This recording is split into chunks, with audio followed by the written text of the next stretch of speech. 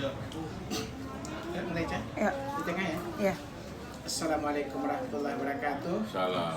Kita sekarang sedang berada di Masjid Jokokarian, Yogyakarta bersama Ustadz Kiai kita Bapak Muhammad Jazil, Bapak Muhammad Jazil, Ketua Dewan Syuro Masjid Jokokarian. Masjid yang sangat fenomenal, yang sangat pantas umat Islam kita di negeri ini mengambil contoh teladan dalam rangka kesuksesan membangun masjid. Kita mohonkan waktunya kepada Pak Ustadz, kepada Pak Kiai kita untuk memberikan keterangan kepada kita bagaimana bisa masjid yang lokasinya hanya di tingkat RW, Pak ya, di tingkat RW dan RT, tetapi mereka bisa membangun jamaah yang maksimal. Kita dengarkan pengalaman kepada Pak Ustadz kita. Silakan Pak Ustadz. Bagaimana nih bisa nih masjid yang kita ini jadi luar biasa, dia menjadi contoh teladan umat kita di negeri ini. Ya alhamdulillah, sebenarnya bukan luar biasa, ini yang biasa. Yang luar biasa kalau ada masjid tidak makmur itu luar biasa. Maka DKM-nya harus masuk sekolah luar biasa. Kita ini biasa, karena menurut Nabi seharusnya orang Islam biasakan memakmurkan masjid. Ya. Nah, dari mana kita mulai? Dari merubah mindset, mengembalikan ke contoh mengelola masjid menurut Rasulullah. Di dalam surat Taubah ayat 17, orang musyrik itu memakmurkan masjid hanya mengurusi bangunan. Allah menyatakan makana lil musyrikina ya'muru masajidallah syahidina ala anfusihim bil kufar ulaika habitat a'maluhum wa finnarihum khalidun. Jadi tidak layak orang-orang musyrik itu mengaku telah memakmurkan masjid Allah, padahal diri mereka sendiri itu mengaku mereka itu ingkar. Maka sia-sialah apa yang mereka lakukan, dan di neraka besok mereka kekal abadi. Jadi orang musyrik itu membanggakan mereka telah merawat dan membangun Masjidil Aqsa menjadi bagus. Nah, sedangkan orang beriman dicontohkan oleh Nabi memakmurkan masjid bukan itu, bukan bangunan yang dipikirkan diurus. Ayat 18-nya, innama ya'muru masajidallah man amana billah wal yaumil akhir wa aqama shalah wa ata zakah wa lam yakhsha illallah fa'asa ulaika ayyakunu minal muttaqin. Kalau orang yang beriman kepada Allah dan hari akhir memakmurkan masjid itu 3 gerakan saja. Aqimi shalah, memobilisasi rakyat untuk berbondong-bondong sholat berjamaah di masjid. Yang kedua, wa atu zakah, mensejahterakan jamaah agar mereka bisa membayar zakat. Jadi masjid tanpa pemberdayaan ekonomi bukan masjid, itu musola, bukan masjid. Masjid harus ada program gerakan mensolatkan masyarakat, memberdayakan ekonomi sehingga jamaah berubah dari mustahik menjadi muzaki. Dan yang ketiga, walam yakhshallah, seluruh hal yang ditakutkan masyarakat harus dihilangkan sehingga orang hanya takut pada Allah. Tidak boleh ada orang takut lapar, ada masjid pasti kenyang. Tidak boleh orang takut sakit, ada masjid pasti terurus. Tidak boleh ada anak putus sekolah karena biaya, pasti dibayar oleh masjid SPP mereka. Ya, itulah fungsi masjid yang dicontohkan oleh Rasulullah. Masjid adalah sumber kesejahteraan rakyat, maka lahirlah kesejahteraan yang kemudian bisa menumbuhkan budaya keislaman yang sejahtera. Jadi sekali lagi, kalau DKM hanya mengurus bangunan, itu DKM dengan paradigma musyrik. Kalau DKM dengan paradigma iman, membangun jamaah, membangun kesejahteraan jamaah. Terima kasih, ini luar biasa ini. Jadi masjid-masjid kita di tanah air hari ini baru kita membangun fisiknya, membangun bangunannya, belum membangun umatnya. Mungkin dia baru yang membangun umat baru kita temukan di Joko Karyan ini.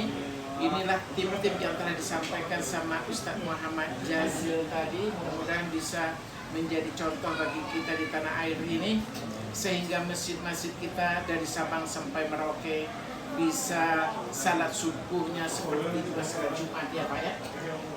Boleh juga kami tahu Pak bagaimana kondisi jamaah subuh kita hari ini Pak? Ya alhamdulillah kita setiap hari jamaah subuh penuh. Ya. Itu caranya ya seperti adzan itu, hayalah sholat, hayalah falah, ayo berjamaah sholat di masjid, ayo berbahagia. Maka orang yang ke masjid harus dibahagiakan. Jadi misalnya datang subuh ada sarapan, datang Jumatan ada nasi, minuman. Jadi mereka harus bahagia di masjid itu. Ya. Yang menjadi persoalan kita itu tidak pernah berpikir membahagiakan jamaah. Jadi masjid itu harus buat program yang membuat jamaah bahagia. Nah, lihat ini orang habis Jumatan, ambil nasi, makan, nongkrong, gembira bahagia. Saya tadi keliling Pak, jamaah pada makan, ribuan yang mereka makan. Itu kan bahagia, ya. Nah, itulah adzan hayalah sholat, ayo sholat, ya. Hayalah falah, ayo bahagia. Jadi orang yang susah, yang banyak pikiran, begitu ke masjid bahagia dia. Masjid adalah tempat mencari kebahagiaan karena mereka telah menghadap Allah dengan benar. Qad aflahal mu'minun, sungguh berbahagia orang yang beriman itu. Alladzina hum fi sholatihim khashi'un. Masjid adalah simbol kebahagiaan umat. Ya, lihat aja lah orang masjid ini mesti gembira di sini, bahagia. Ya. Tidak ada orang yang pulang susah karena sendalnya hilang, sepatunya hilang. Di sini kalau ada sendal, sepatu, sepeda motor diganti baru dengan merek dan tipe yang sama. Jadi kalau sepeda motornya hilang malah gembira karena akan dapat ganti yang baru. Sendalnya hilang, dapat sendal baru yang sama mereknya.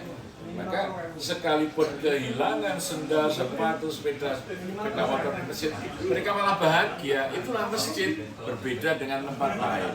Masjid adalah al-falah, simbol kebahagiaan. Baik, tadi sudah banyak disampaikan sama Ustadz Muhammad Jazil tip-tip untuk mengelola masjid. Yang pertama tadi disampaikan tidak hanya membangun fisiknya tetapi adalah membangun umatnya. Yang kedua adalah membangun ekonominya. Dan yang ketiga, bagaimana setiap orang yang hadir ke masjid merasakan kebahagiaan sesuai dengan panggilan azan itu, hayal salah, hayal falah. Mari kita dirikan salat dan juga mari raih kemenangan dan raih kebahagiaan ya Pak ya. Jadi setiap orang harus bahagia hadir ke masjid sehingga jamaah subuhnya bisa penuh dan sesak seperti masjid kita di Yogyakarta ini, di Masjid Joko Karyan. Begitu Pak ya. Satu lagi yang jamaah kita ingin tahu Pak, tadi bincang-bincang ada beberapa biro sehingga semua orang mempunyai posisi untuk mensejahterakan, menghidupkan lingkungannya, hobinya, bakatnya, kebutuhannya dan lain-lain. Tolong Pak Kiai juga menceritakan sedikit. Karena di dalam Al-Quran surat Al-Isra itu Allah menyatakan kullu ya'malu ala sakilati farabbukum a'lamu biman huwa anda sabila. Katakanlah bahwa tiap-tiap orang akan beramal sesuai dengan skillnya masing-masing. Sakilah itu kemudian diserap dalam bahasa Inggris skill, ya. Dan hanya Allah saja yang tahu siapa yang paling benar jalannya. Maka semua skill yang ada harus ditampung di masjid. Ya, ada yang ahli IT, maka dia pegang biro IT. Ada yang ahli kedokteran, peganglah biro kesehatan. Ada yang suka olahraga, pegang biro olahraga, maka di sini ada adventure, ada tim mendaki gunungnya, ada yang kemanusiaan, maka dia di tim relawan masjid. Itu jadi sehingga di sini ada 29 biro untuk menampung skill-skill jamaah agar skillnya itu menjadi ibadah kepada Allah. Ada juga bidang pemuda dan anak-anak. Oh ya harus. Jadi kita justru biro yang paling utama itu namanya Biro Pembinaan Hamas. Hamas itu singkatan Himpunan Anak-anak Masjid. Nah, kemudian yang kedua adalah Biro Remaja Masjid. Yang ketiga adalah Biro Kurma. Kurma itu keluarga alumni Remaja Masjid. Kemudian ada Biro Ummida, umi muda. Ya. Kemudian ada Biro Pemberdayaan Perempuan. Ada Biro Muadzin dan Imam. Ada Biro Jumat. Ada Biro Kesejahteraan Rakyat. Ada Biro Ekonomi.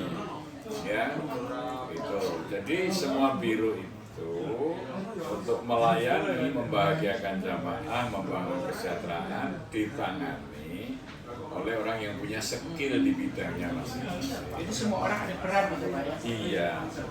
Yang menarik di sini, masjid punya paduan suara yang bagus, namanya Senandung Masjid. Itu para lansia. Karena dulu ada sepasang suami istri. Iya. Mualaf dia pelatih paduan suara di gereja-gereja. Setelah masuk Islam di sini, Pak, lah kami ini tidak bisa ngaji, nggak bisa apa. Terus saya ini hanya ahli melatih paduan suara. Saya perannya apa? Oke Pak, saya akan kumpulin para lansia untuk belajar mengisi waktu di mana-mana antara lain menyanyikan lagu-lagu agami. Sudah kita bentuk Senandung Masjid. Bahkan kami adakan konser Senandung Masjid. Nah, ini untuk menggembirakan dan memberi peran orang yang dulu memang tokoh Katolik yang suami istri ini pelatih paduan suara di gereja-gereja. Ya, dan jadi dulu suami istri ini juara bintang radio TV tahun 70-an, 80-an itu. Jadi memang kemudian paduan suara musik kita ini bagus, sering ditampilkan di mana-mana.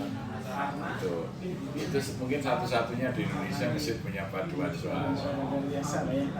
Tepatnya lokasi masjid kita ini di mana ya Pak? Ini di Masjid Jogokarya itu ada di Kampung Jogokarya, ada 4 RW, 18 RT, 907 kepala keluarga, 2.973 jiwa, yang muslim ada 2.462, kemudian yang sudah wajib sholat itu 1.839. Yang non muslim berapa? 215 kepala keluarga. Dari yang muslim tadi itu sudah berapa persen yang hadir di masjid kita salat? Alhamdulillah di kampung ini kan ada satu masjid 5 musala. Boleh dikatakan tingkat kehadiran ke masjid sudah hampir mencapai 80%. Karena menetapnya target ya tahun 2005 target kami sholat subuh itu 20% dari Jumatan.